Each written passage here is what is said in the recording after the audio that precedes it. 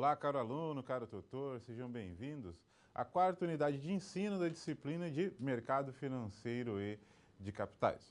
Hoje o nosso tema será derivativos e governança corporativa.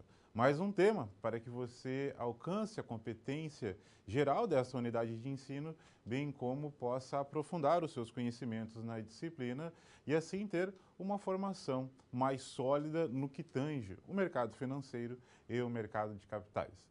Esses dois temas que envolvem a aula, tanto o mercado de derivativos quanto o mercado de governança corporativa, ou na verdade não é um mercado, mas sim uma prática que as companhias de capital aberto têm adotado nos últimos tempos, buscando um aperfeiçoamento dos seus negócios e uma valorização da sua companhia. São estudos, são temas cada vez mais atuais ao mercado. Por qual motivo? Porque o mercado de derivativos, em algumas situações, ele é utilizado para proteção financeira, ou seja, eu utilizo do mercado de derivativos para que eu possa diminuir os riscos operacionais do meu negócio e dos meus investimentos. E também eu posso utilizar dos princípios de governança corporativa para garantir um bom desempenho dos papéis da minha empresa no mercado acionário, quando eu estou pensando nas chamadas ações, para aquelas companhias de capital aberto, certo? Somado a tudo isso, nessa unidade de ensino, ainda iremos compreender quais análises são realizadas por parte dos investidores sobre valores mobiliários, principalmente sobre ações. E assim nós temos a chamada análise fundamentalista e análise técnica. São duas análises que são utilizadas pela maior parte dos investidores e analistas para tomar a sua decisão de compra e venda. Com isso, por meio dessa análise, tem-se a capacidade de compreender como é o desempenho do valor das ações ao longo do tempo. Verificar tendências, uma tendência de alta, uma tendência de baixa e assim tomar a sua decisão. Correto? Dessa forma, então, vamos ao nosso convite, ao estudo, para que você compreenda um pouco mais dessa unidade de ensino. Nessa unidade de ensino, você conhecerá técnicas de análise de ações e será apresentado o tema sobre derivativos e governança corporativa. Isso fará adquirir tanto a competência geral quanto a competência técnica, certo? Então, para aprofundar um pouco mais do conhecimento sobre essa unidade de ensino que trata sobre derivativos e governança corporativa, eu trago a você agora o nosso vídeo de abertura, que irá tratar sobre esse contexto e logo depois eu irei conduzir a aula começando com a nossa situação geradora de aprendizagem diante do tema da nossa unidade de ensino. Então, vamos ao vídeo de abertura e logo depois eu retomo.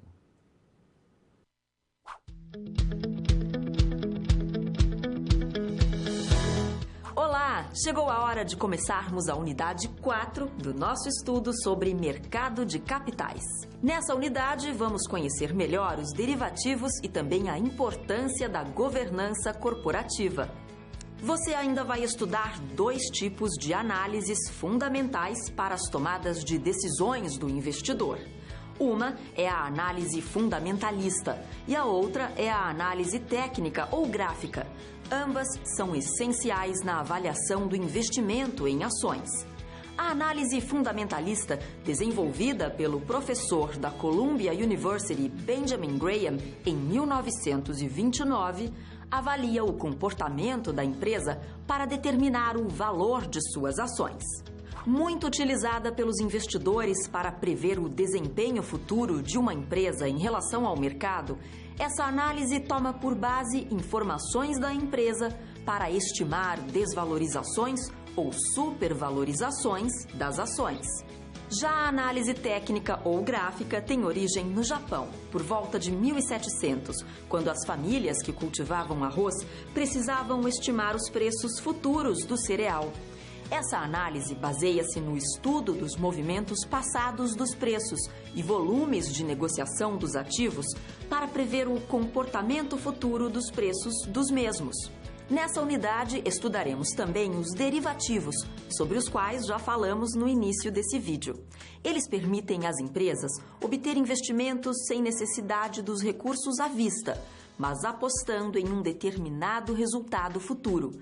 Por isso, são mais arriscados que outras modalidades e tanto podem proporcionar altos retornos como prejuízos elevados. Por fim, nessa unidade, falaremos sobre governança corporativa, sistema pelo qual empresas e outras organizações são dirigidas e monitoradas no que se refere ao envolvimento dos sócios, acionistas, conselho de administração, diretoria e órgãos de controle. Você vai ver que a governança corporativa está ligada à transparência, princípio que dá maior segurança ao mercado de capitais. Afinal, nos negócios com ações, um investidor mais confiante terá maior disposição em investir.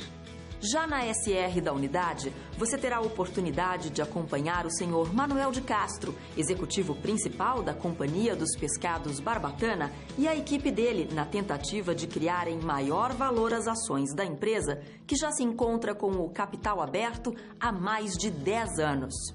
Mãos à obra! Hora de acessar o seu livro didático, as web aulas e todo o material complementar que você encontra no seu ambiente virtual e investir no estudo dessa unidade. E não deixe de fazer as pré- e pós-aulas de cada sessão. Bons estudos! Nos vemos ao final dessa unidade. Muito bem, então chegamos agora ao início da nossa unidade de ensino. Você já foi apresentado aos principais temas no qual ela irá trabalhar, bem como a nossa situação geradora de aprendizagem. E para avançar em nosso estudo, irei apresentar a você os chamados conhecimentos prévios e logo depois a nossa situação geradora de aprendizagem. Então vamos ao quadro para que eu possa demonstrar a você. Então, conhecimentos prévios, matemática financeira, contabilidade e estatísticas. Conhecimentos que você já adquiriu em outras unidades de ensino. Nossa situação geradora de aprendizagem é para a Companhia dos Pescados Barbatana, Sociedade Anônima, ou seja, uma SA. É uma indústria centenária no Brasil, localizada no estado de Santa Catarina. A empresa já abriu seu capital faz uns 10 anos, mas ainda pode ser considerada nova nesse mercado. Porém, a gestão da empresa não está contente com o desempenho de suas ações no mercado de valores mobiliários, ou seja, no mercado de capitais. Muito bem, então temos o caso de uma empresa, essa é uma empresa de capital aberto, ou seja, uma sociedade anônima, esse é o tipo societário das companhias de capital aberto na economia brasileira, e a gestão dessa empresa está preocupada com o desempenho dos seus papéis, ou seja, das suas ações lá no mercado de capitais. E por esse motivo está buscando investigar quais análises e técnicas são utilizadas pelos investidores para compreender o desempenho do valor das ações ao longo do tempo. Dessa forma, então, a gestão da empresa está buscando avaliar como se dá essas análises e técnicas. Por esse motivo, vamos compreender qual é a primeira situação, problema que envolve essa empresa. E assim, retomar o quadro para que eu possa continuar o estudo com você.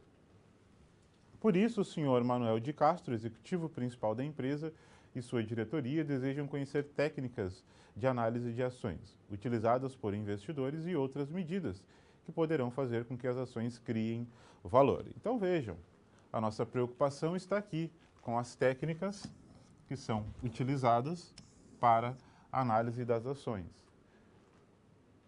O princípio do nosso estudo estará sob esse ambiente, ou seja, compreender quais são as técnicas, quais são os elementos centrais utilizados por parte dos investidores para avaliar o desempenho das ações. Essa é uma preocupação por parte da gestão da empresa para compreender como se dá a valorização e a desvalorização dos papéis. Por qual motivo? Quanto mais investidores estiverem interessados em uma empresa, maior é a valorização. E quanto mais os investidores descartam ou não têm interesse naquela empresa, maior é a desvalorização. Como o investidor toma essa decisão de querer mais ou menos daquela ação? A partir de algumas análises, a partir de algumas técnicas. Então, o objetivo é esse, é compreender essas técnicas para, assim, ter a capacidade de observar como se dá o comportamento dos investidores e a sua avaliação para cada uma das ações. Dessa forma, vamos à nossa primeira situação-problema.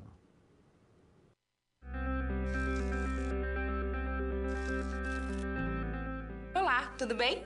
Espero que esteja gostando dessa aula. Como você pôde perceber, é muito importante estudar o conteúdo da pré-aula no ambiente virtual, antes de conhecer e resolver as situações problema. Vamos lá? As etapas para compreender e resolver as SPs são simples e facilitam os seus estudos. Primeiro, é necessário conhecer e interpretar os detalhes da situação-problema, entender onde se passa a situação, quais agentes estão envolvidos e quais recursos estão disponíveis. Depois, é a hora de problematizar a situação apresentada, que são baseadas na realidade de mercado.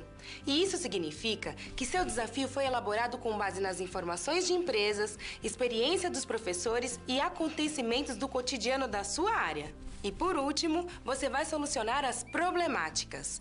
Para isso, você deve utilizar dos conceitos e das teorias vistas nas pré-aulas. Ficou claro? Então o desafio está com você. É hora da SP1. Caso surja um ponto de interrogação, você pode sempre acessar o fórum e enviar suas dúvidas, ok? Bons estudos e até mais!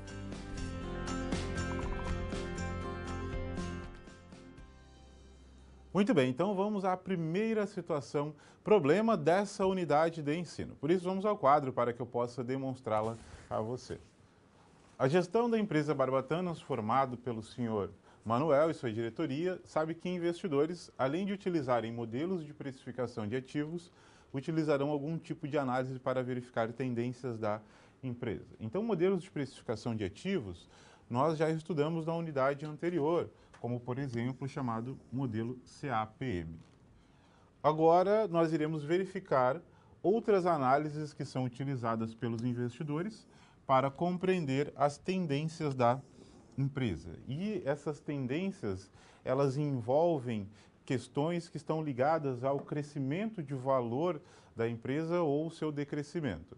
Então, professor, mas como, por exemplo, uma empresa ela pode ganhar valor ou perder valor ao longo do tempo? Uma empresa ela pode ganhar valor quando ela começa a apresentar bons resultados operacionais e entregá-los aos seus acionistas. Então, por exemplo, se eu tenho ação de uma determinada empresa, eu irei receber parte desses resultados operacionais. Por exemplo, se a empresa ela tem lucro líquido, eu irei receber parte desse lucro líquido sob forma de dividendos. Então, quanto mais dividendos essa empresa distribuir aos seus acionistas, maior será o desejo por parte de outros investidores para comprar essas ações. E aí a lei da oferta e a lei da procura. Isso faz com que o seu preço venha aumentar. Quanto maior é a demanda por essas ações, maior passa a ser o seu valor de mercado. Mas companhias que não tem um bom desempenho, não tem um bom resultado operacional, isso faz com que os investidores não desejem mais aplicar os seus recursos nessa companhia. E isso acaba interferindo no seu valor de mercado. Por quê? Imaginem quando a sociedade, a população, não quer um determinado produto. O que ocorre com o preço dele? Cai. E com as ações é da mesma forma. Se a empresa ela não apresenta bons resultados, isso faz com que os investidores não desejem mais comprar as ações da sua empresa e automaticamente seu valor de mercado venha a cair. Então, na análise no qual iremos utilizar nesse momento, o nosso princípio é esse, é compreender os resultados operacionais de uma empresa, a situação geral da economia, para avaliar quais são os seus efeitos sobre o valor de mercado da empresa. E quando eu falo valor de mercado, eu estou falando no valor das suas ações que são negociadas na Bolsa de Valores, certo? Vamos retomar ao quadro para que você acompanhe comigo agora a primeira questão levantada pelo senhor Manuel, uma vez que ele deseja conhecer o conceito e a funcionalidade da análise fundamentalista. E você deverá apresentar um relatório contendo essas informações.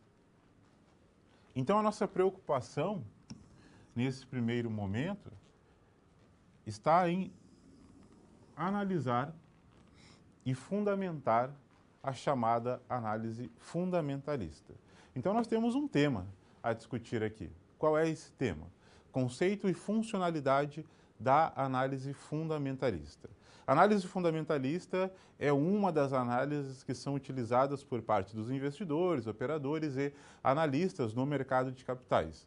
E essa análise, ela parte do princípio que é preciso investigar questões que envolvem a economia em geral, o setor de atividade da empresa e a empresa em si, os seus resultados operacionais, para avaliar o seu valor de mercado. Então, na análise fundamentalista, eu estou preocupado, por exemplo, com o desempenho da economia. Se essa é uma economia que está crescendo a um ritmo acelerado, a um ritmo mais devagar, ou não, se essa economia tem uma tendência para uma crise econômica, se essa economia tem um desequilíbrio no que tange a inflação, ou seja, os preços estão aumentando muito, e isso acaba interferindo no poder de compra da população, e isso automaticamente influencia nos negócios da empresa. Eu quero compreender como estão as contas públicas do governo, já que ele tem um papel muito importante na economia para gerar crescimento e desenvolvimento econômico. Então, veja, a análise fundamentalista, ela parte de um princípio que ela pode compreender como é o desempenho da economia, uma economia que está crescendo ou decrescendo. E que também avalia o setor de atividade da empresa. Então, por exemplo, eu estou avaliando uma empresa do setor de siderurgia. Então, o setor de siderurgia na economia ele está se expandindo, as vendas desse setor estão crescendo, mais empresas estão ingressando nesse setor de atividade, e depois eu sigo para uma avaliação da empresa. Eu irei avaliar essa empresa, tem bons índices de rentabilidade, de lucratividade, como está a liquidez da empresa.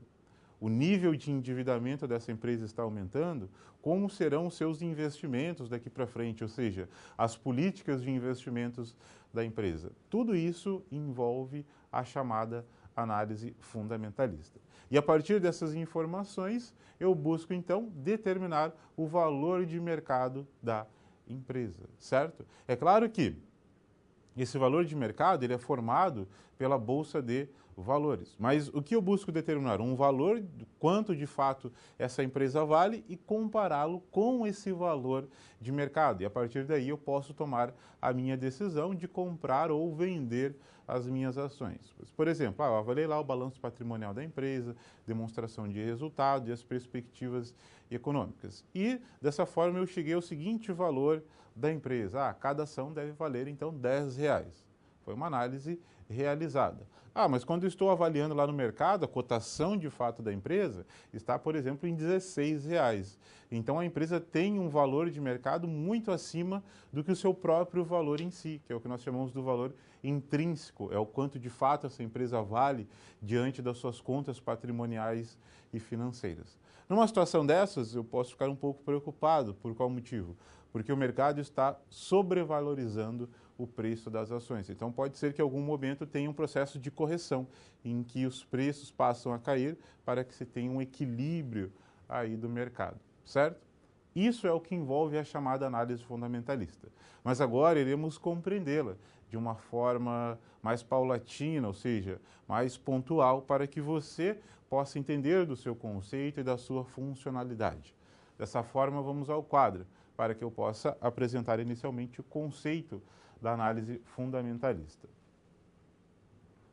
Podemos conceituar a análise fundamentalista, segundo Pinheiro, como o estudo de toda a informação disponível no mercado sobre determinada empresa, com a finalidade de obter o seu verdadeiro valor e formular uma recomendação sobre a compra ou a venda. Então vejam, esse é um estudo em que busca analisar toda a informação disponível. Toda a informação disponível em relação à empresa ou em relação ao mercado, com a finalidade de obter o seu verdadeiro valor, ou seja, o quanto de fato a empresa vale. E assim, formular recomendações para comprar ou vender esse ativo. Pinheiro ainda define que, para estimar o valor de uma ação, em determinado momento, a análise fundamentalista se baseia em 3 pontos básicos. Primeiro deles, demonstrações financeiras passadas. Segundo, situação atual da economia e estimativas futuras. E grau de confiança do investidor. Então, temos 3 elementos bases para o desenvolvimento da análise fundamentalista. O primeiro deles, demonstrações financeiras. Essas demonstrações financeiras são demonstração de resultados do exercício, balanço patrimonial, fluxo de caixa, entre outros. Por meio dele, eu consigo avaliar como está a composição do ativo da empresa, do passivo da empresa, de curto e longo prazo, das políticas de investimentos, os resultados operacionais lá na demonstração de resultados, os índices de liquidez, entre outros. Situação atual da economia. Também. é um outro ponto-chave, pois avaliar a situação da economia é fundamental para que você tenha noção se a empresa ela terá, inclusive, capacidade de crescer ou não ao longo do tempo. Imagine o seguinte, uma economia que está em um processo de crescimento econômico tem a capacidade para que gere novos empregos, que o nível de consumo venha a aumentar na economia, e isso propicia mais investimentos no lado produtivo. Então, se eu estou em uma economia em crescimento econômico, a possibilidade da empresa crescer é maior. E esse maior crescimento possibilita que a empresa gere melhores resultados operacionais ao longo do tempo. O que de fato significa tudo isso? Você, investidor, irá comprar ação de uma companhia que tem a probabilidade de aumentar o seu resultado operacional. E esse aumento de resultado, que seria aí o lucro da empresa, será distribuído com seus acionistas no futuro. Então, uma economia que cresce é uma economia que possibilita também o crescimento do capital desses acionistas quando venha receber dividendos, ou seja, parte do lucro líquido da empresa. O que ocorre com o valor da empresa nessa situação? Aumenta, porque o desejo por comprar mais ações dessa companhia e de outros também será maior. Mas numa situação de crise econômica, tudo é o inverso. Por quê? O investidor sabe que há um risco maior para investimentos naquela companhia, já que os seus resultados operacionais podem ficar prejudicados a médio e a longo prazo. Então, essa é uma das preocupações que devemos ter quando eu estou avaliando a economia. Um outro ponto importante é o grau de confiança do investidor. Inclusive, irei apontá-lo no quadro a você, porque o grau de confiança do investidor também reflete um pouco do ânimo desses investidores para aplicar mais ou menos recursos no mercado financeiro. Então, por exemplo, estou em uma situação em que os investidores estão confiantes. Então, eles não estão inibidos, eles estão estimulados a comprar mais ações. Se aumenta o consumo por ações, o preço de mercado dessas ações também cresce. Mas os investidores não estão confiantes. Há uma crise econômica ou algumas empresas não estão apresentando um bom resultado. Isso faz com que eles se afastem um pouco desse mercado e busquem investimentos em outros mercados mais seguros. Então, o grau de confiança do investidor também é muito importante na análise fundamentalista. Diante disso, ou seja, que eu posso avaliar o ambiente econômico, os fundamentos da empresa, quais variáveis eu posso citar para cada um desses lados de análise quando eu estou pensando nessa chamada análise fundamentalista? Vamos ao quadro para apontar a você. Quando eu falo em ambiente econômico, eu irei avaliar a inflação da empresa, taxa de juros, contas externas, contas públicas e produto interno bruto. Então, são variáveis que deve-se avaliar quando eu estou no lado do ambiente econômico, principalmente a inflação, pois a política econômica brasileira tem muito claro e definido que é preciso combater a inflação e por isso tem um chamado sistema de metas para a inflação. Então, em muitas situações, as manobras que existem de política econômica são para controle da inflação. Então, por isso, é preciso compreender muito dessas variáveis. Fundamentos da empresa: índices de liquidez, corrente, seca, índices de retorno sobre patrimônio líquido e ativo, conforme já havia mencionado a você. Então, quando eu estou tratando dessa questão de análise fundamentalista, quando eu penso nos fundamentos da empresa, eu irei avaliar por meio do balanço patrimonial, demonstração de resultados, fluxo de caixa, alguns índices ou alguns resultados que de fato refletem no valor da empresa. E é preciso que você venha realizar essa avaliação, pois os investidores o fazem pensando nos retornos que irão ter ao investirem o seu capital nessa empresa, bem como avaliar o ambiente econômico, certo? Quando eu penso nessa funcionalidade da chamada análise fundamentalista, eu tenho duas formas de realizar análise e isso muda também o chamado enfoque. Então, no quadro eu irei apresentar a chamada análise agora você top-down. Essa é uma análise, veja comigo, que tem como princípio ou um enfoque maior para questões macroeconômicas. Então, ela começa avaliando a situação macroeconômica do país e coloca um enfoque maior sobre ela. E chega até os fundamentos da empresa. Vejam, ela segue os princípios centrais da análise fundamentalista, ela não se modifica em nada, porém o enfoque ele é modificado.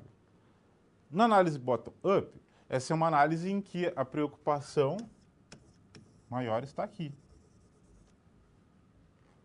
Ou seja, eu avalio inicialmente e coloco um enfoque maior aos fundamentos da empresa até chegar na análise macroeconômica. Também considero todos os elementos centrais da análise fundamentalista, porém o enfoque ele é modificado. Então essa é a diferença aí no processo de análise, em que uma tem um enfoque maior sobre questões macroeconômicas e a outra tem sobre os fundamentos da empresa. Dessa forma, nós conseguimos apresentar o conceito e a funcionalidade dessa chamada análise fundamentalista. Agora iremos avançar para resolver a nossa situação-problema, pois o objetivo do Sr. Manuel era conhecer os conceitos e a funcionalidade desse tipo de análise. Então, vamos ao quadro para que eu possa apresentar a você a nossa solução. A análise fundamentalista informa o valor real da empresa naquele momento. Se o preço de mercado estiver menor, o investidor deverá comprar, pois a tendência é de que a ação aumentará de valor no futuro. Caso o valor de mercado da ação esteja maior que o valor intrínseco, o investidor deverá vender seus títulos, pois a tendência é de que o título se desvalorize.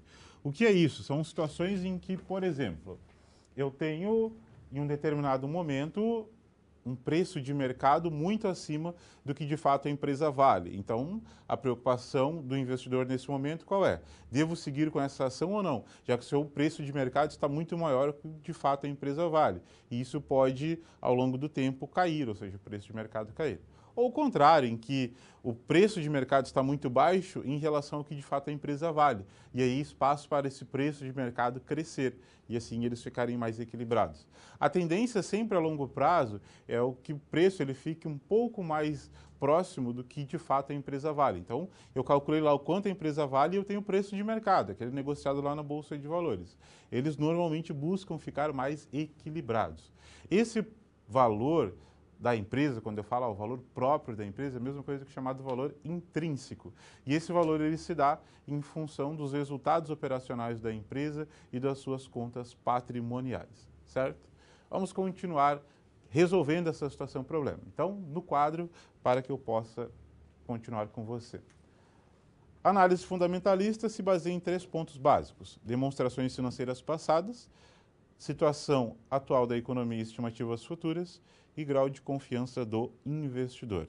E somado a tudo isso, a análise fundamentalista também considera outros fatores que geralmente influenciam no valor da empresa: lucros esperados em períodos futuros, fontes de captação para financiamentos utilizadas e investimentos realizados. É muito importante avaliar como são os lucros e a sua estrutura ao longo do tempo e as políticas de financiamento e investimento da empresa, pois essas é que irão gerar resultados positivos ou negativos a curto, médio e longo prazo.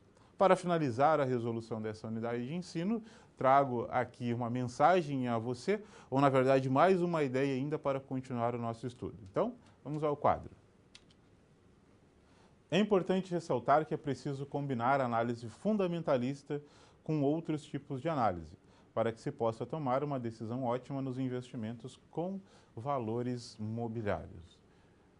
Então vejam, só análise fundamentalista, talvez você não tome uma decisão ótima. É preciso conhecer outros tipos de análises também. Então, por isso, vamos continuar a condução do nosso estudo para que a gente possa compreender outros tipos de análises também. E assim, nós temos a nossa segunda situação-problema. Então, vamos ao quadro para que a gente possa finalizar essa unidade de ensino, bem como agora apresentar o nosso vídeo, que transfere a segunda situação-problema.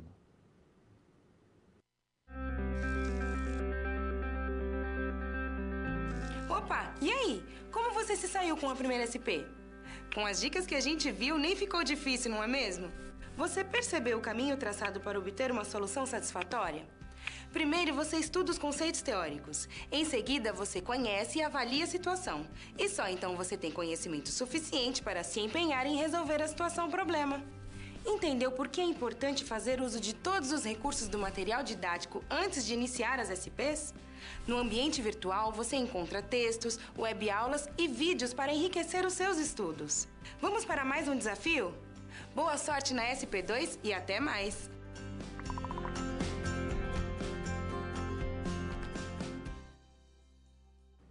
Chegamos então à segunda situação, problema. E vamos ao quadro para que eu possa apresentá-lo. A equipe do Sr. Manuel leu o relatório apresentado para análise fundamentalista. E assim perceberam que não se aconselha a utilização da análise fundamentalista como único método e que a análise gráfica a complementaria. Então nós já temos um outro tipo de análise, que é a chamada análise gráfica, certo? Bom, então eu tenho análise fundamentalista e análise gráfica.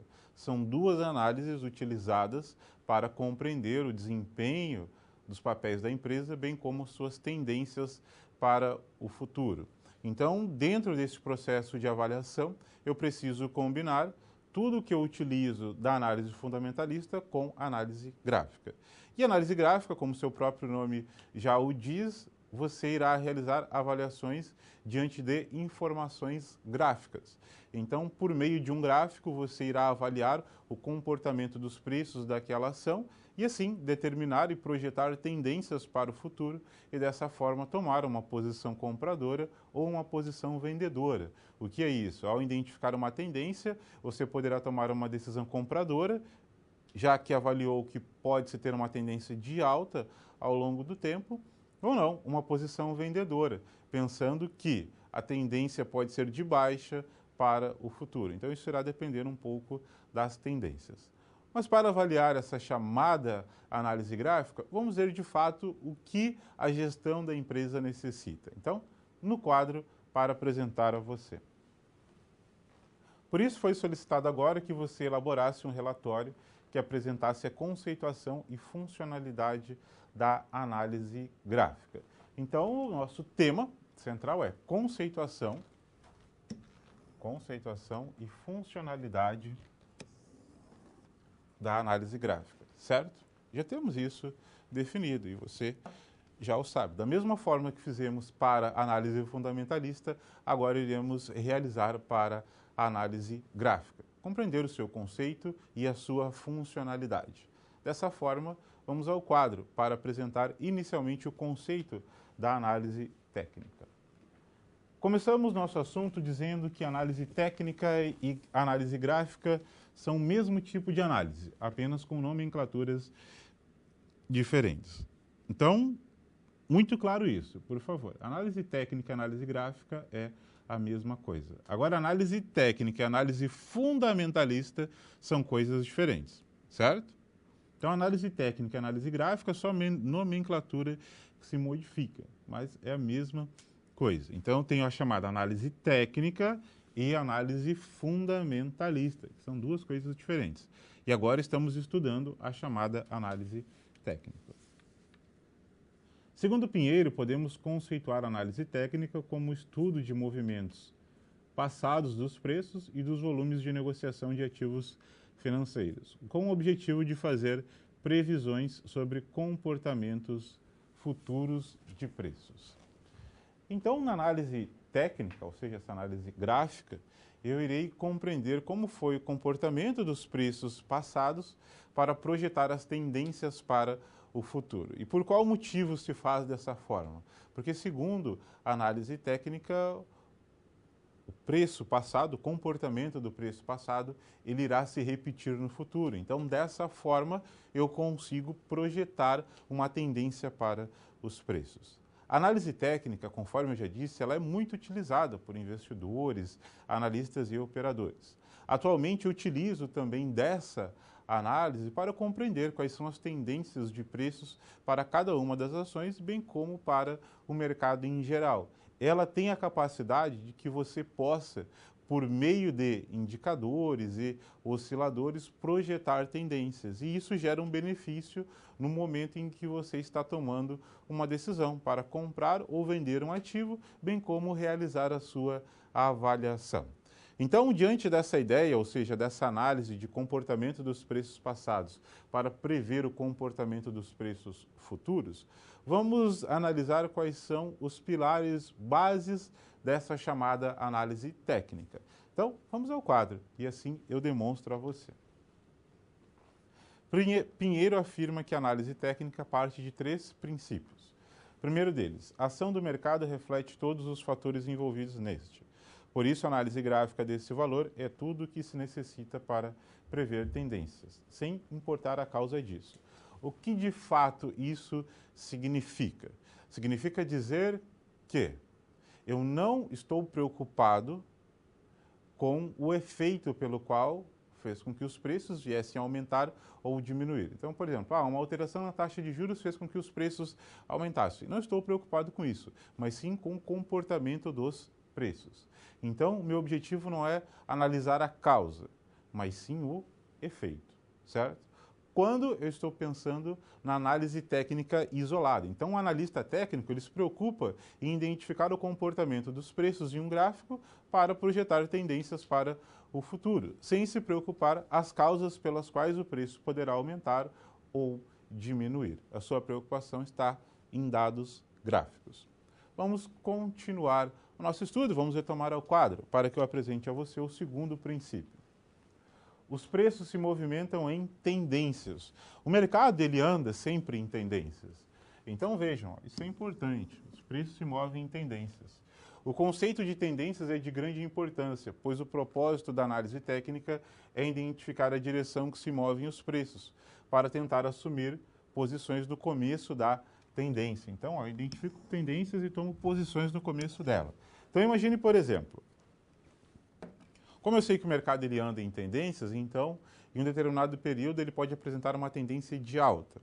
Qual será o meu objetivo? Comprar. Se os preços irão aumentar, eu irei comprar para obter os benefícios desse aumento de preço, ou seja, seria o meu ganho. Mas você irá comprar no meio da alta? Não. Você busca identificar o início da tendência, você compra no início e depois fica nessa posição compradora e vê os preços aumentarem, até chegar a um preço em que você já determinou como um preço bom, um preço ótimo para que tenha um retorno ao seu capital que foi investido, ou espera até chegar àquele preço máximo. Porque o que ocorre? Os preços eles crescem, aí chega um momento em que ele começa a cair um pouco, ou seja, ele começa a corrigir. Então, talvez seja nesse momento em que você realize a venda para obter os seus ganhos. Mas a ideia é, identifica uma tendência e toma uma posição no início dessa tendência. Poderia ser o contrário, preço caindo. Então, o que se faz? Bom, se o preço está caindo, eu irei realizar uma venda. O preço não vai cair, então vamos vender agora, esperar o preço cair. Quando ele chegar lá no fundo, recompro de novo. Porque você ganharia ou se precaveria dessa queda de preços no início da tendência, certo? Quando eu penso em tendências, eu estou então projetando como será o comportamento dos preços no futuro. Vamos avaliar mais um princípio da análise técnica. O futuro reflete o passado. A história se repete, o investidor tende a reagir de forma similar às situações anteriores. Então, como o mercado ele funciona em ciclos, então o futuro reflete o passado. Então, sempre em ciclos, inclusive ciclos repetitivos, certo? O mesmo que ocorre no passado irá também ocorrer no futuro. A análise técnica, ela tem algumas teorias que são fundamentais para que se possa compreender de fato como os preços se movem em tendências, como o passado irá refletir no futuro. Então vamos compreender duas teorias, a teoria de Dow e a teoria de Elliott. Então vamos começar no quadro com a chamada teoria de Dow. A teoria de Dow acredita que as tendências apresentam comportamento de acordo com a velocidade da disseminação de informações relevantes para sua formação. Cada tendência é formada pelas etapas de tendência de alta e baixa. Então, Dow acredita que quanto maior é a velocidade da disseminação de informações, ou seja, da distribuição das informações, mais rápido se formam as tendências de alta ou tendências de baixa. E essas tendências, elas são formadas por 3 etapas. Então, vamos compreender quais são essas 3 etapas. As 3 etapas são: primeiro começa com a acumulação, quando os investidores começam a tomar as suas posições. Logo depois, a participação pública é quando a massa começa a comprar ou vender um determinado ativo, e a distribuição aqui, que é esse ponto final. Essa distribuição é quando começa a se ganhar com os movimentos de alta ou também ganhar com alguns movimentos de baixa, quando isso ocorre em algumas situações. Então, se nós fôssemos analisar essa tendência, eu teria 1 aqui, 2 aqui e 3 aqui. Então, eu tenho 1, 2 e 3. Dessa forma, que teria uma tendência, o início de acumulação, depois participação pública e lá no fim a chamada distribuição, certo? Assim que a ideia se dá para a chamada teoria de Dow. Uma outra teoria é a chamada teoria de Elliott, que busca compreender por meio de figuras gráficas como se dá as tendências do mercado. Da mesma forma que Dow analisa a tendência de alta e baixa e as suas etapas, Elliott também o faz. Então, vamos agora no quadro, acompanhem comigo no quadro, essa teoria. Essa teoria trabalha com o princípio das ondas, observando que o mercado segue determinados tipos de comportamentos, identificados em formas de padrões ou figuras.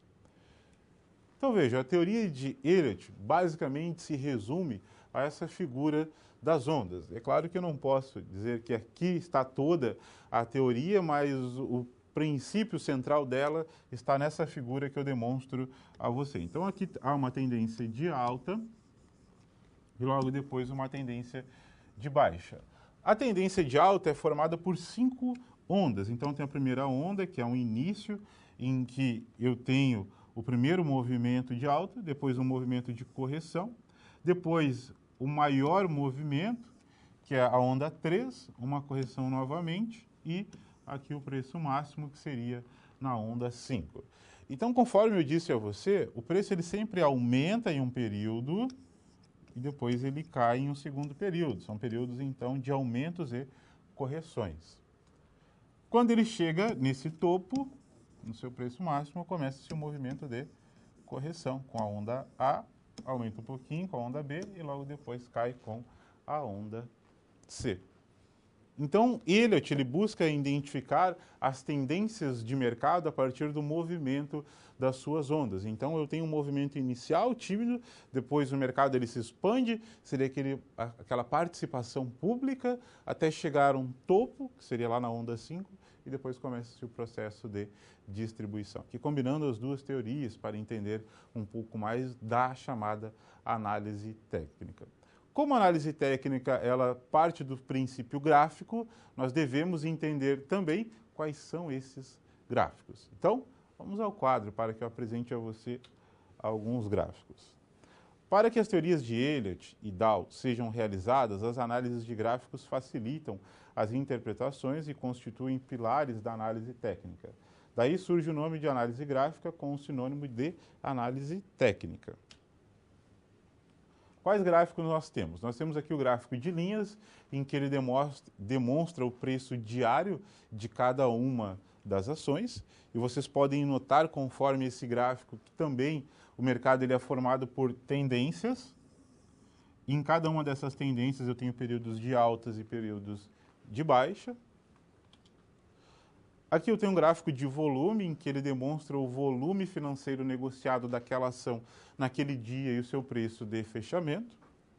E o gráfico de candlesticks, que é um dos mais utilizados por parte dos investidores. Então, eu irei desenhar aqui um candle a você, para que você tenha noção de fato das informações que esse candle apresenta. Então, um candle aí padrão seria mais ou menos esse que eu estou desenhando aqui a você. Então imagine que esse foi um dia de alta, o preço aumentou no mercado. Então vamos imaginar que o preço começou em R$20 e terminou em R$25. Então vejam, ele abre em 20 e fecha em 25. Então, esse foi um movimento positivo, o preço ele aumentou. Então, o candle ele mostrou o ponto onde o preço abriu e o ponto onde o preço fechou. E ainda determina quais foram os máximos e mínimos, que é essa sombra aqui, ó, máximo e mínimo. Então, vamos imaginar que o preço chegou nesse dia a R$16 e chegou a um preço máximo aqui de R$30. Então, por meio de um candle, eu consigo compreender quais foram os pontos em que o preço alcançou naquele dia. Então, eu sei o preço máximo, eu sei o preço mínimo, o preço de abertura e o preço de fechamento. Por isso, esse tipo de gráfico ele é mais utilizado por parte dos investidores, pois por meio dele eu consigo identificar como foi o comportamento de fato dos preços naquele período de análise. Você notou no gráfico que eu tenho candle com a cor vermelha e com a cor verde. Na cor vermelha foi um período de baixa e na cor verde um período de alta. Pode ser branco e preto também. Preto identifica a baixa e branco identifica um período de alta. Isso irá depender um pouco aí da plataforma no qual você está utilizando. Diante de todas essas informações, para análise técnica, nós conseguimos demonstrar e apresentar o conceito da análise técnica e a sua funcionalidade. Agora, então, iremos resolver a nossa situação-problema. Então, vamos ao quadro para que eu demonstre a você a solução dessa questão. A análise técnica parte de 3 princípios. O primeiro deles, a ação do mercado reflete todos os fatores envolvidos, os preços se movimentam em tendências, tendência de alta, tendência de baixa, e o futuro reflete o passado. E existem 2 teorias para prever tendências no mercado de capitais, as teorias de Charlie Dow e de Ralph Nelson Elliott. Então, não esqueçam, quando eu falo em análise técnica, é uma análise gráfica, em que se busca, por meio de dados gráficos, determinar as tendências de mercado e assim tomar as suas posições compradora e vendedora. E saibam que o passado irá se repetir no futuro. Os movimentos dos preços passados se projetam também no futuro. Uma ideia muito importante para o que estamos entendendo de análise técnica. E assim, então, finalizamos essa situação-problema e agora iremos a mais uma situação, que é a terceira dessa unidade de ensino.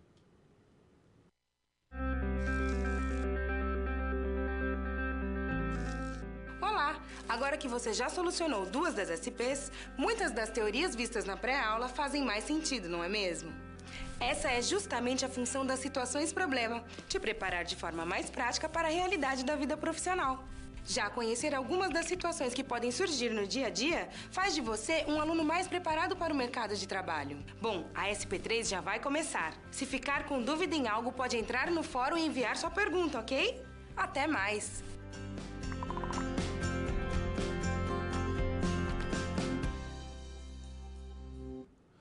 Muito bem, então chegamos à nossa terceira situação-problema. Já compreendemos o que é a chamada análise fundamentalista, análise técnica e agora iremos avançar o nosso estudo com mais uma situação-problema que envolve a empresa Barbatanos do Sr. Manuel. Então, vamos ao quadro e assim eu apresento essa situação-problema. O Sr. Manuel ficou muito satisfeito com seu trabalho até agora e já pode administrar a empresa com foco em melhorias que resultem em valorização das empresas. Ele leu sobre derivativos e aprendeu que são instrumentos para a proteção de riscos. Por isso, considerou muito importante que uma empresa conheça os assuntos e solicitou que você elabore um relatório com a conceituação de derivativos, pois faz parte das melhorias administrativas que tem pensado. Então vejam que o nosso assunto agora é mercado de derivativos, certo? Estou falando em derivativos. E mais, eles são utilizados para proteção de riscos. E esse é o interesse do senhor Manuel. Então, primeiro, mercado de derivativos. Quando eu falo em mercado de derivativos, eu devo pensar o seguinte. Como o seu próprio nome diz, derivativos, ou seja, ele deriva. E deriva do quê? De um ativo objeto. Então, quando eu estou realizando uma negociação no mercado de derivativos, significa que eu estou negociando um contrato que está ligado a um ativo objeto, um contrato ou um direito, certo? E por que eu negocio esse contrato, esse direito, para me proteger de riscos. E esses riscos são riscos financeiros. Normalmente eu utilizo de um derivativo para me proteger das oscilações futuras de preços. Então eu já tomo uma posição hoje para que eu possa me precaver das oscilações de preços no futuro. Como eu não quero correr riscos do preço aumentar muito, do preço diminuir muito, eu realizo a operação hoje no mercado de derivativos e assim eu realizo então uma proteção financeira. Normalmente, quando eu antecipo uma operação no mercado de derivativos para que eu venha me proteger das oscilações de preço, eu chamo isso de hedge, ou seja, uma operação de hedge, uma proteção financeira, certo? Vamos adiante e vamos compreender então esse mercado na prática. Então vamos ao quadro. O que são derivativos? Segundo Kerr, são contratos em que seus preços são ligados a outros ativos, que poderão ser, além de ações, moedas, produtos agrícolas ou índices. Os derivativos existem pela necessidade de negociação antecipada para diminuir as incertezas de variações de preços. Então, são negociações antecipadas, certo? Quando eu penso em derivativos, eu estou pensando em negociações antecipadas. E essas negociações, elas se dão para que você possa se precaver de fato das variações de preços. Então, eu irei dar um exemplo bem simples e que ocorre muito na prática. Eu preciso, por exemplo, comprar soja, certo? Então, eu quero comprar soja.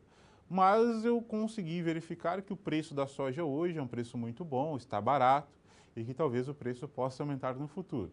Então, o que eu faço? Eu me dirijo até o mercado futuro e lá compro um contrato de soja que nesse contrato tem uma determinada quantidade de soja, qualidade da soja, onde essa soja será entregue em um determinado período de tempo. Tudo isso já está padronizado dentro do contrato. Qual foi meu objetivo com essa operação? Foi me antecipar e garantir que eu não corra riscos com a variação de preço no futuro. Como eu sei que o preço hoje é um preço ótimo, me garante um bom custo, automaticamente eu realizo essa operação para que eu não venha correr os riscos desse preço aumentar no futuro. Então essa é uma operação de proteção financeira, um chamado hedge. E eu realizei essa operação no mercado de derivativos. Por quê? Eu tenho um contrato futuro que está ligado a um ativo objeto. Qual é esse ativo objeto? Soja. Então, o contrato, de fato, ele derivou de um produto esse que é a soja no mercado. Então, esse é um exemplo que ocorre muito lá no mercado futuro, na chamada BMF. Falando do mercado futuro, então, irei apresentá-lo agora a você. Então, veja ele comigo no quadro. Ocorre a negociação de contrato futuro. É um contrato a termo, porém padronizado. A Bovespa especifica o ativo, o volume e o vencimento. Assim, negociam-se apenas preço e quantidades dos contratos. Então, ó, é um contrato. E esse contrato ele é padronizado. É muito importante destacar aqui que todas as operações em mercado de derivativos têm um padrão. E esse padrão ele é definido pela Bovespa, lá na verdade pela BMF Bovespa. A BMF Bovespa ela determina os padrões de negociação para cada um dos derivativos. Então, qualquer derivativo que eu for negociar, ele terá um padrão pela forma que eu irei negociar. Se eu devo depositar uma margem de garantia, se eu irei pagar uma taxa de juros, qual é o prazo de vencimento daquele ativo, enfim, isso irá depender do mercado que eu estou falando, mas existe sim um padrão. No caso do mercado futuro, eu tenho um contrato em que ele é padronizado. Então, quando eu estou negociando esse tipo de contrato, eu não tenho flexibilidades para mudá-lo. Por isso eu falo em contrato padronizado. Eu sigo todos os padrões da negociação e ainda eu sigo a padronização do contrato. Ah, professor, que padronização é essa? Quando eu estou negociando, por exemplo, um contrato de soja, lá está determinado a quantidade de soja, o tipo de soja, quando essa soja será entregue e onde ela será entregue. Então, tudo isso já está padronizado. Eu não consigo modificar. O que eu posso negociar? Eu posso negociar a quantidade de contratos que eu quero negociar no mercado e o valor. Mas esse valor, ele segue lei da oferta e lei da procura. Os contratos estão no mercado e estão sendo negociados. Um quer comprar e outro quer vender. Quando chega um preço de equilíbrio entre duas partes, fecha-se o negócio, da mesma forma que as ações. Um outro tipo de mercado que segue os princípios desse chamado mercado futuro com contratos é o mercado a termo. Porém, a diferença do mercado a termo é que você tem a flexibilidade para modificar especificações do contrato, que refere-se ao ativo objeto, a quantidade do ativo objeto, o preço do ativo objeto e quando ele será entregue, ou seja, o seu prazo de vencimento. Então, vamos ao quadro para apresentar agora o mercado a termo. Então, é um mercado em que as partes firmam um contrato de compra ou venda para um ativo objeto em um mercado de balcão organizado. No contrato, há todas as especificações que irá reger a operação a termo, tais como quantidade do ativo objeto, seu valor e prazo de vencimento. No mercado futuro, tudo isso está padronizado.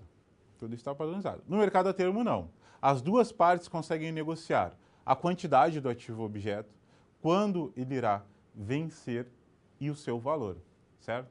Ah, professor, então não há nenhum padrão no mercado a termo? Sim, há padrões. Há padrões porque você deverá depositar margem de garantia, que é padronizado pela BMF-Bovespa, você irá pagar uma taxa de juros. Há um prazo mínimo e um prazo máximo para essa operação, que segue, então, esse padrão. Então, vejam, eu sigo alguns padrões para a negociação, porém, quando eu penso no contrato em si, no mercado a termo, ele tem flexibilidade. Eu consigo customizar entre as duas partes, certo? Um outro mercado que se tem é o chamado mercado de opções. Nele não são negociados contratos e sim direitos. Direitos para comprar ou vender um ativo objeto. Então, vamos ao quadro para que eu possa apresentar o chamado mercado a termo a você. Desculpe, é o mercado de opções. Uma opção é um tipo de derivativo que confere ao investidor o direito de comprar ou vender uma quantidade pré-determinada de um ativo objeto a um preço fixo.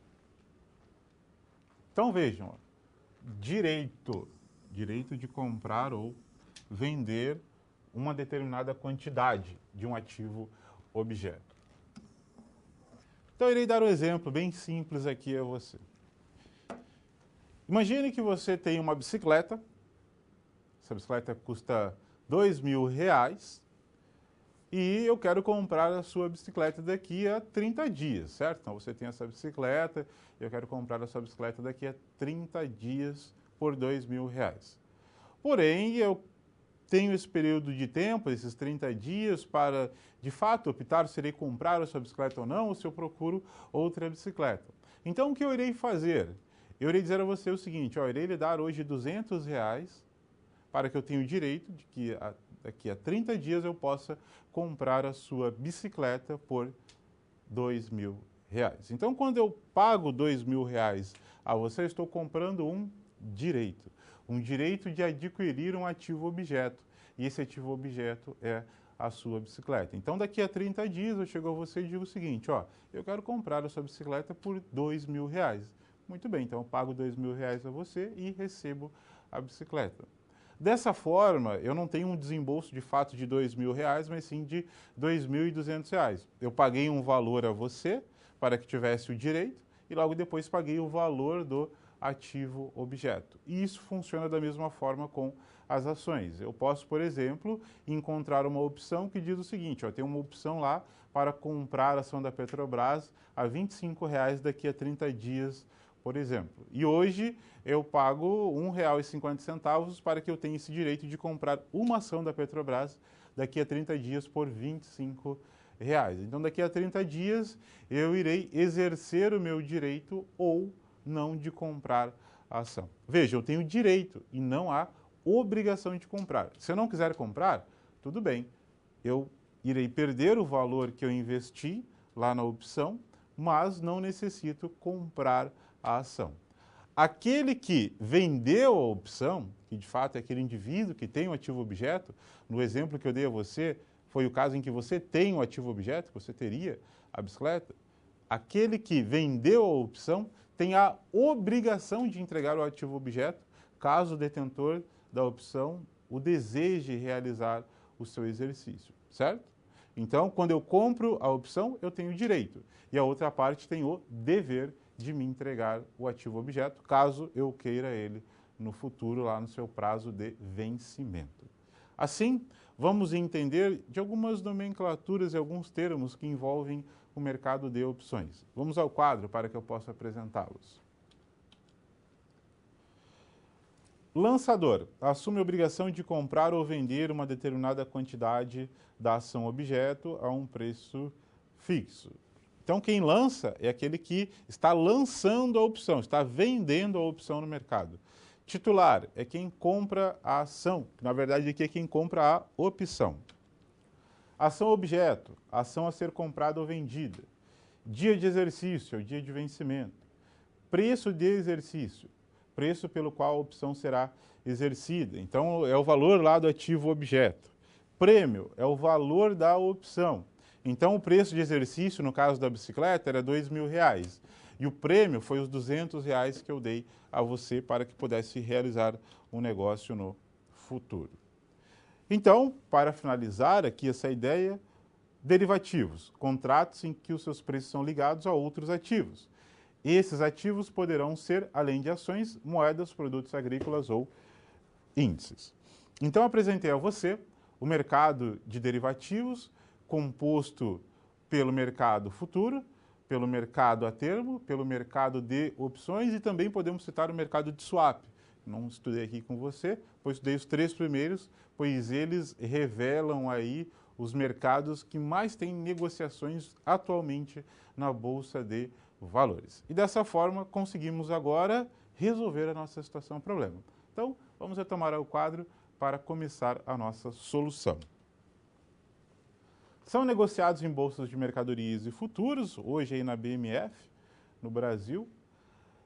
E seus contratos, além de contratos a termo, podem ter contratos futuros, que também podem ser swap ou opções, conforme eu disse a você. Os participantes do mercado de derivativos são definidos como hedger, especulador e arbitrador. Bom, o hedger é aquele que realiza a operação de proteção financeira.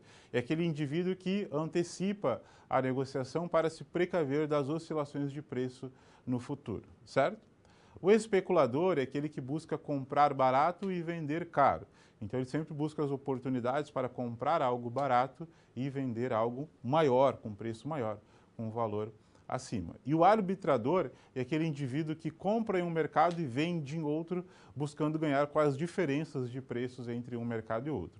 Mas o principal participante desse mercado é o chamado hedger, que é aquele em que realiza uma operação de proteção financeira. Assim, então, veja comigo no quadro para finalizar essa unidade de ensino esses 3 participantes que estão nele. Então, vamos retomar ao quadro. Hedger, não esqueça, conforme eu disse a você, especulador e arbitrador. Esses são os principais indivíduos que lá estão operando no mercado. E assim, então, nós podemos, de fato, finalizar a nossa situação problema e partir para mais uma que envolve a empresa Barbatanas, uma empresa de capital aberto. Dessa forma, então, vamos ao vídeo e logo depois eu retomo com mais uma situação problema.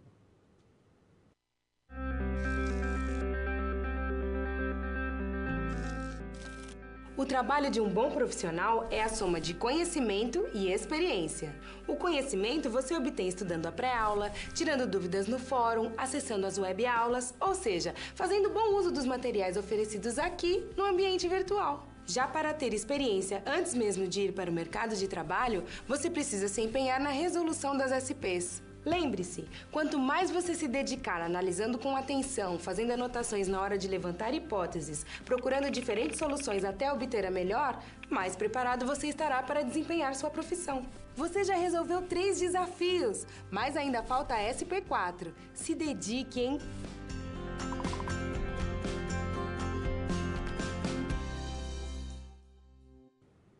Chegamos então à última situação problema dessa unidade de ensino. Então, vamos ao quadro para que eu apresente a você ela. Agora, a gestão da empresa Barbatana solicitou que você lhe apresentasse os conceitos de governança corporativa e a sua contextualização com o mercado de capitais. Então, o tema central é governança corporativa, certo? Quando eu falo em governança corporativa, são práticas administrativas para que a empresa tenha maior eficiência em seus processos e isso venha a refletir no seu valor de mercado ao longo do tempo. A governança corporativa atualmente tem um papel muito importante para as companhias de capital aberto, pois toda companhia que abre capital hoje na Bolsa de Valores, ela deverá seguir alguns princípios de governança corporativa. E a Bolsa de Valores, para estimular que todas as empresas tenham a governança corporativa, criou alguns níveis, o nível menor ao nível maior. E o que diferencia um nível do outro são as práticas que as empresas adotam na sua organização. Quanto mais práticas ela adotar, maior será o seu nível de governança corporativa. Mas, enfim, vamos entender, então, de fato, o que é essa governança corporativa e um pouco do seu histórico na economia brasileira. Então, vamos ao quadro para que eu apresente a você a governança corporativa. Eles desejam saber, ou seja, a empresa, o que devem fazer para atingir altos níveis de governança corporativa e, com isso, tomar ações de sua empresa mais desejadas, resultando em maior liquidez e aumento de preços. Então, a empresa Barbatana está preocupada em adotar princípios de governança corporativa para que as suas ações tenham maior liquidez. O que é isso? Um maior volume de negociação. E, somado a tudo isso, tenha um aumento de preço no futuro, pois quanto maior é a liquidez de negócios da empresa, maior será o seu preço de mercado. Podemos entender governança corporativa como controle administrativo, no qual cada empresa possui sua estrutura, cada uma com suas características, mas com objetivos semelhantes. Então vejam, governança corporativa como um controle administrativo da empresa. E esse controle administrativo é para que se tenha processos eficientes e transparentes. E com isso o investidor ele se sinta mais à vontade, confiante para participar dos negócios da organização. A governança corporativa, inclusive, ela emerge na economia brasileira buscando isso, buscando trazer maior transparência aos stakeholders, bem como confiança a eles para que os negócios viessem a prosperar ao longo do tempo. E a governança corporativa, ela passa a ter uma relevância maior a partir do processo de abertura comercial no início da década de 1990. E esse processo de abertura comercial nada mais foi do que o ingresso de empresas internacionais, ou seja, empresas estrangeiras no mercado brasileiro. E essa abertura comercial fez com que a competitividade aumentasse muito no mercado brasileiro e, assim, algumas empresas buscaram a governança corporativa como uma alternativa para atrair novos investidores. E, a partir daí, então, é que isso passa a ter um papel muito importante para as companhias de capital aberto nesse período e, posteriormente, também. Dessa forma, vamos avaliar um pouco aí dessa cronologia da governança corporativa no mercado brasileiro. Então vamos ao quadro para que eu apresente a você. No Brasil, a atenção às práticas de governança corporativa e maior necessidade de transparência nas informações para os stakeholders, principalmente investidores interessados em investir no mercado de capitais, iniciou-se nos anos de 1990, a partir da abertura comercial. Um histórico, então, da governança corporativa. Os órgãos normatizadores brasileiros e o governo, no sentido de melhorar a relação com investidores e demais interessados, criaram órgãos e legislações voltadas para as práticas de governança corporativa. Então, em 1995, surge o IBCG, Instituto Brasileiro de Governança Corporativa. Em 1999, a CVM estabeleceu que fundos de pensão devem apenas investir em empresas de capital aberto. Em 2000, a BMF-Bovespa inicia e divulga o novo mercado, que é o nível máximo de governança corporativa. 2002, a CVM lança uma cartilha sobre recomendações de governança corporativa. 2004, a CVM, através da Resolução 3.198/04, determinou a criação de comitês de auditoria para instituições financeiras. Então, apresentei um pouco da cronologia das legislações e órgãos normatizadores para a governança corporativa no mercado brasileiro. Então, a governança corporativa ingressa muito forte no mercado de capitais a partir da década de 1990, buscando com que as empresas tivessem uma boa gestão e essa boa gestão refletisse em bons resultados operacionais. Quanto melhor é o resultado operacional, maior é o desejo por parte dos investidores naquela companhia. E isso também estimula que novas empresas venham adotar governança corporativa e possam, no futuro, abrir o seu capital na Bolsa de Valores. Inclusive, gostaria de ressaltar, no que tange mercado de capitais, esse é o tema principal para a sua produção textual em grupo. Você lá está avaliando e estudando uma empresa que tem capital fechado, inclusive é uma sociedade limitada, porém ela deve adotar alguns princípios de governança corporativa, pensando que no futuro ela poderá abrir o seu capital. Então, diante da estrutura daquela empresa, quais princípios de governança corporativa ela poderá adotar para que tenha capacidade no futuro, caso o deseje, venha abrir o seu capital na Bolsa de Valores. Quando falamos então em governança corporativa, ela se dá a partir de algumas práticas. E quanto mais práticas se adotar, maior é o nível de governança corporativa. Então, eu irei apresentar a você aqui as práticas gerais de governança corporativa. Quanto mais práticas você adotar, maior também será o seu nível. Então, dessa forma, vamos entender um pouco dessas práticas. Vamos ao quadro para que eu apresente a você. Mostraremos as práticas e as exigências para que empresas se mantenham em determinado nível da BMF, na qual todos os níveis devem seguir as normas dos órgãos normatizadores e legislações vigentes no Brasil. O nível tradicional não exigirá o que apresentaremos, mas para que a empresa atinja níveis 1, 2 e novo mercado, são exigidos. Então vejam, o nível 1 é o nível mais básico, o nível 2 o nível intermediário, o novo mercado é o nível máximo, certo? O que eu irei apresentar são práticas gerais para os 3 níveis.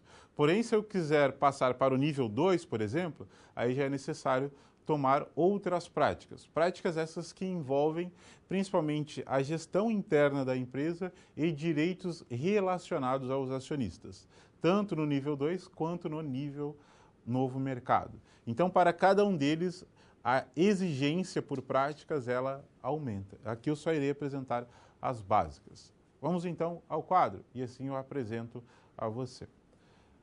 Primeiro, circulação de pelo menos 25% das ações da empresa, disponível ao público, e que tais ações sejam pulverizadas, ou seja, que a empresa adote regras para não concentração de ações. Segundo princípio, não acumulação de cargos. O executivo principal, o diretor-presidente, não poderá ser o presidente do conselho. Então, não há acumulação de cargos. Terceiro princípio, reunião pública anual e calendário de eventos corporativos. Existência de uma Assembleia Geral anual e conhecimentos públicos de outras reuniões. Então, a disseminação de informações ela é muito importante e o que combina com mais essa prática, que é a quarta. Devem divulgar informações adicionais, nas quais mostrem as políticas de negociações dos títulos e valores mobiliários e um código de conduta da empresa. Então vejam, essa é uma empresa que ela deve ter aí a pulverização das suas ações quando negociadas na Bovespa, no mínimo 25% delas devem estar disponível ao público, não pode ter acumulação de cargos dentro da companhia, é necessário a disseminação adequada das informações a todos os investidores para que eles possam tomar as suas decisões ótimas de continuar na companhia ou não, ou seja, vender os seus papéis ou comprá-los em maior quantidade. Então, são práticas em que quem está no nível 1, 2 e novo mercado devem adotar. Agora, se a empresa quer estar no nível 2, ela deve adotar mais práticas além dessa. E se quiser estar no nível mercado, novo mercado, deverá adotar todas as práticas exigidas pela BMF Bovespa. Assim, finalizamos então a compreensão do que é governança corporativa e, por isso, podemos resumi-las e resolver a nossa situação-problema. Então, vamos ao quadro para que eu apresente a você a nossa situação-problema. Portanto, governança corporativa não se resume a órgãos de monitoramento da gestão, como conselhos fiscais, auditorias internas e externas, mas envolve a transparência de um processo de gestão, incluindo segurança de ativos, tecnologia e tudo que promova a coesão entre os objetivos da gestão da empresa e dos investidores, no qual os resultados produzidos são monitorados. Os controles existentes permitem a publicação de informações de qualidade, confiáveis, tempestivas e fiéis aos fatos ocorridos, e sua publicação atende aos interesses de investidores. A BMF-Bovespa dividiu seu ambiente em níveis para incentivar o desenvolvimento do mercado de capitais brasileiro, de acordo com as práticas desenvolvidas em relação à governança corporativa, para que as instituições atinjam níveis de governança corporativa, nível tradicional, nível 1, 2 e novo mercado, certo? Dessa forma, então, finalizamos essa unidade de ensino que trata sobre derivativos e governança corporativa e agora iremos a mais uma fase da nossa aula, uma fase em que iremos provocar novas situações, bem como aí solucionar ainda dúvidas pendentes em relação aos conteúdos tratados na aula de hoje. Então vamos ao vídeo e logo depois eu retomo com essa última etapa.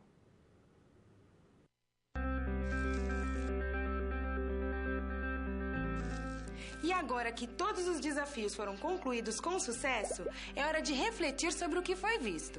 O objetivo das SPs é ampliar o seu conhecimento e te ensinar a como utilizar na sua realidade profissional os conceitos vistos aqui. Essa é uma metodologia que exige muita proatividade e empenho da sua parte, já que segue o modelo de uma das tendências mais avançadas no mundo, a sala de aula invertida.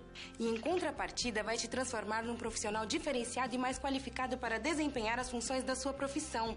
Por isso, faça bom uso dos materiais e das interatividades oferecidas. Ah, não deixe de acessar o seu ambiente virtual e completar a sua pós-aula, ok? Cada parte do processo é essencial para a sua aprendizagem. Até mais! Muito bem, então chegamos a essa nova fase da aula e aqui eu trago uma questão para discutir com você, bem como discutir, mas também refletir. Vamos então ao quadro.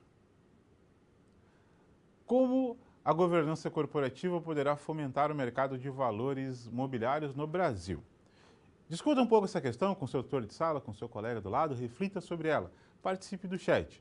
E ainda todas as dúvidas e comentários que você tem, coloque via chat, pois logo depois eu irei refletir sobre essa questão, bem como solucionar as suas dúvidas, certo? Então, iremos fazer essa breve pausa e logo depois eu retorno.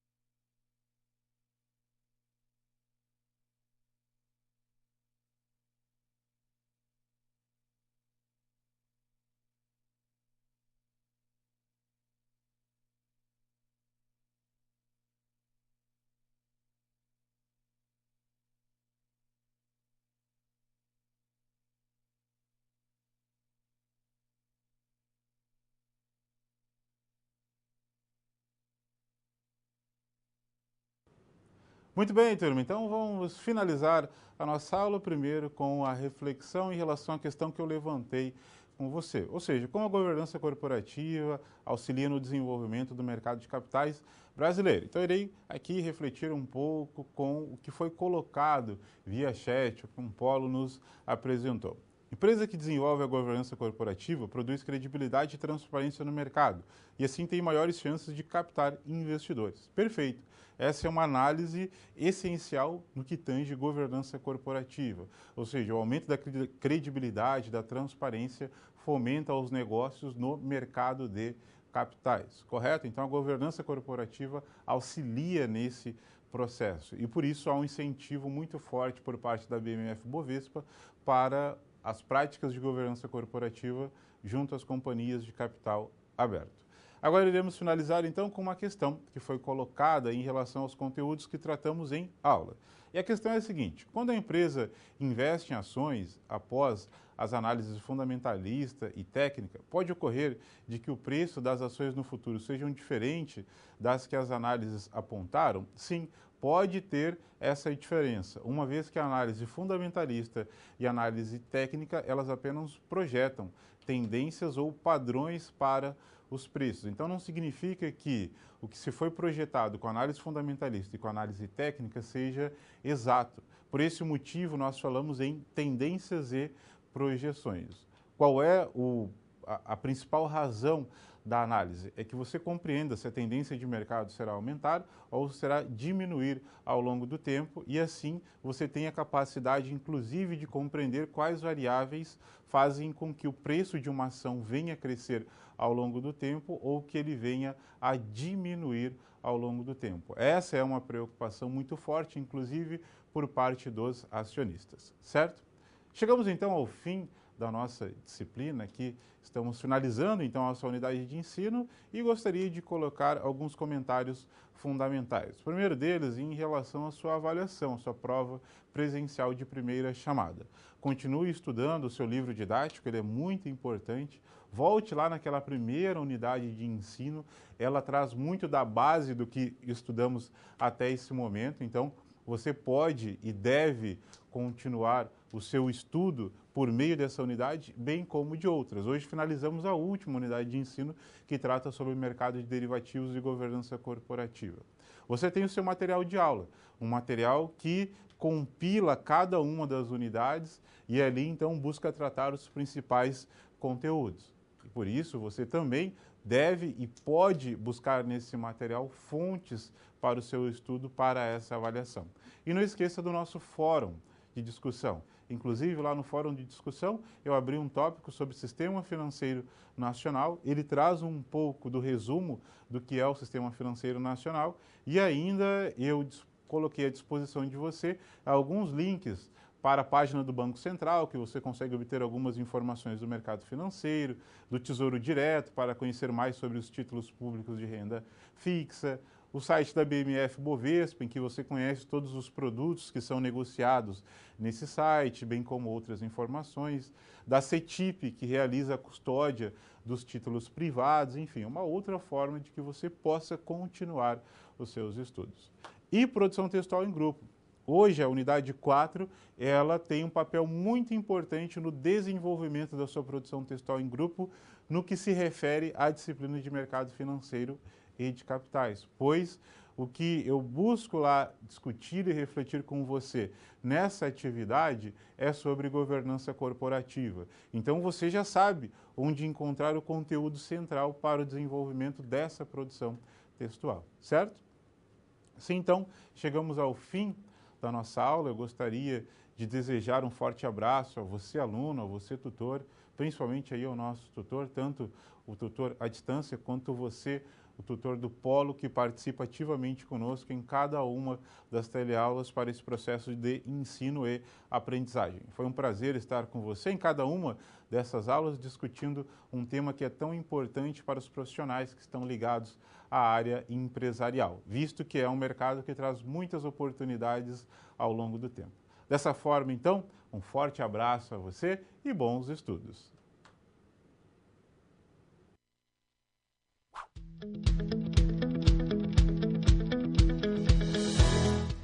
Olá! Fim de mais uma unidade de mercado de capitais. Hora de recapitular tudo o que vimos até aqui. Nessa unidade, você conheceu 2 tipos de análises indispensáveis para as tomadas de decisões do investidor.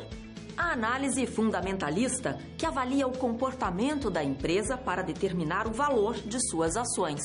E a análise técnica ou gráfica, nascida no Japão ainda no século XVIII, e que se baseia no estudo das variações históricas do preço de determinado ativo financeiro para prever o comportamento futuro dos seus preços. Viu também a importância da governança corporativa nas empresas com base em princípios éticos para que a transparência dê maior confiança ao investidor. Ainda estudou nessa unidade os derivativos, transação que permite às empresas obter investimentos sem necessidade dos recursos à vista, mas apostando em um determinado resultado futuro. Por isso, são mais arriscados que outras modalidades e tanto podem proporcionar altos retornos como prejuízos elevados. Na SR da unidade, você teve a oportunidade de acompanhar o senhor Manuel de Castro, executivo principal da Companhia de Pescados Barbatana, na tentativa de criarem juntos maior valor às ações da empresa, que já se encontra com o capital aberto há mais de 10 anos. Na situação problema 1, você e a equipe do senhor Manuel desenvolveram, a pedido dele, uma análise fundamentalista da empresa, levantando pontos como demonstrações financeiras passadas, situação atual da economia, lucros esperados e investimentos que podem gerar lucros no futuro. Na situação problema 2, o foco foi a realização de uma análise gráfica. Afinal, a empresa Barbatana de Pescados já tem mais de 100 anos e pode mostrar como os preços de seu ativo se movimentam, revelando que nesse tipo de análise, o futuro se projeta pelo passado. Nas SPs 3 e 4, os temas abordados por você e a equipe foram os derivativos e a governança corporativa, assuntos que interessavam ao senhor Manuel para tornar as ações de sua empresa mais desejadas a partir de uma maior liquidez e consequente aumento de preço.